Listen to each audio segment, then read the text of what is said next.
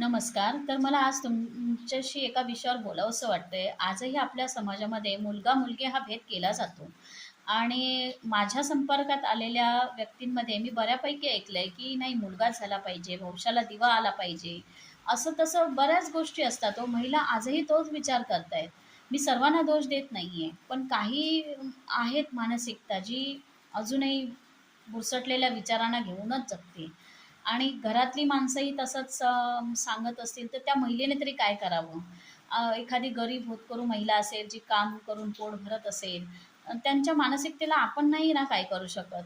आणि जेव्हा मी हे ऐकते, तेव्हा खूप कुठेतरी त्रास होतो. आज महिला कुठे चालल्या आहेत? पंतप्रधान पदापर्यंत पोहोचल्या आहेत. आपण कुठे चाललोय? जग कुठे चाललंय? यांच्यापासून यांचा काही संबंध नाही हो. फक्त मुलगाच झाला पाहिजे, वंशाला दिवा आला पाहिजे. का मुली वाईट आहेत का? मला स्वतःला अभिमान आहे, की मग मी मुलगी आहे, मला शेवटपर्यंत अभिमान राहील. जर माझ्या आई-वडिलांनी हा विचार केला असता, की मुलगी झाली आपल्याला नकोय, तर आज मी असती का हो? साधा विचार आहे.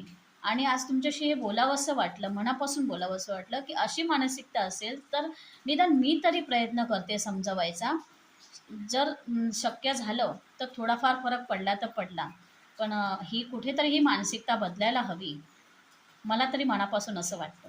तुम्हाला काय वाटतं मला कमेंट करून नक्की सांगा आणि व्हिडिओ आवडल्यास लाईक, शेअर, सबस्क्राईब करायला विसरू नका. धन्यवाद.